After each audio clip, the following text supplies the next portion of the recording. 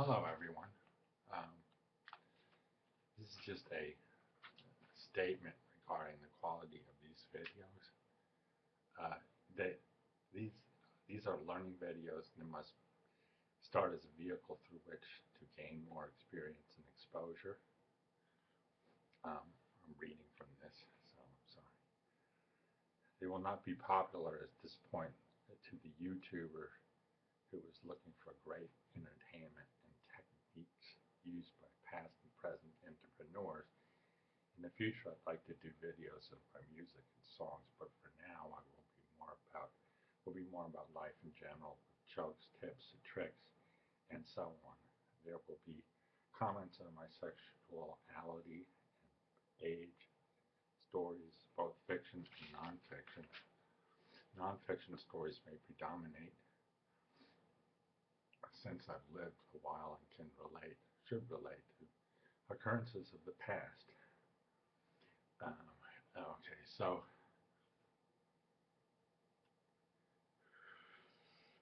these occurrences, uh, mostly I'm into like nonfiction right now, the different things that happened to me in the past. And one of them is this one. It's a story of my first experiences walking into a gay and lesbian center in the city where I live.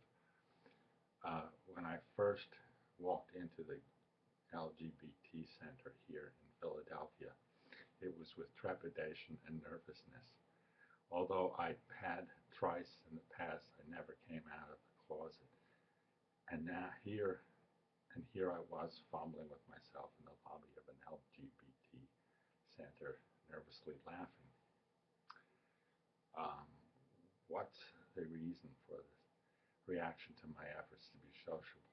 This was a new experience for me, a peekaboo from the darkness of a stuffy closet to a world and the lobby of an institution built around the sexuality of a minority of the young population.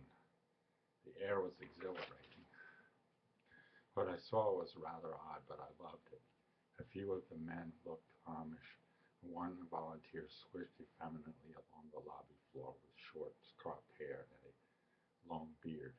I began to giggle so much I felt like a young boy in church. So much support for this community. I guess I wasn't used to the idea. Um, there are many of those who walk through those doors just as they would walk through the doors of your life, for whom you would feel no attraction. And of course, there will be those who would feel no attraction for you. This, of course, is an obvious fact of social life, and yet for me, in this new social venture, I wanted everyone to love me.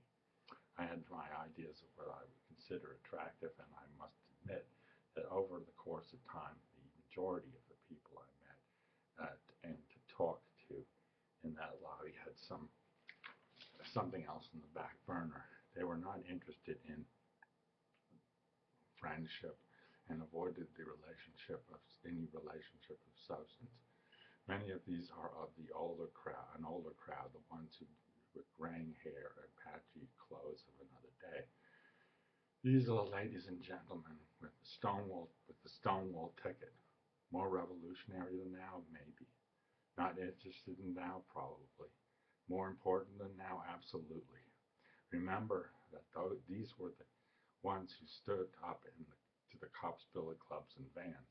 They could have been members of the GLF or GAA, gay, lesbian, bisexual, transgender, whatever they identify as. They carry this identity behind them along with a well-developed ego.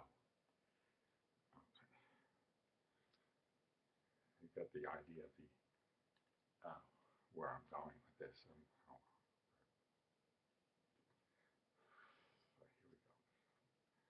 The enormous ego of a gay identifier can sometimes show itself in spikes and barbs. Merely asking another's name can bring on the most grotesque display of unmasked hatred and contempt in his or her face. Others maintain an appearance of stoic indifference.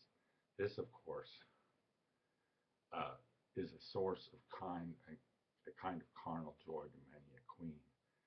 This rudeness, depending upon their success, can mean a part of the storehouse of material for gossip at a later time. The possibilities are endless. In the spring of 2010, I decided to try the counseling they had at the center from 6 to 9 p.m. Somebody came up and escorted me to a back meeting room, and I lay on the sofa, and that was the beginning of it. They basically refer a person to a more qualified professional, and he was eager to prefer me to someone else in that first and only meeting. The next meeting appointment, I went down to the center and called or texted him before he arrived, since he had made the mistake of giving out his phone number. I did not see him, except to see him in the lobby, obviously ignoring my presence. And later at an AA meeting in the center lobby, a friend of his said that because of me, he wouldn't be counseling for the next 2 or 3 weeks. The obsequious smile and slow and show of respect was nearly wiped away when he interrupted the session several times to go out and express his chagrin.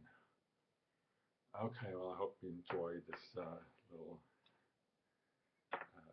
story here, and I'm going to try editing it and so on.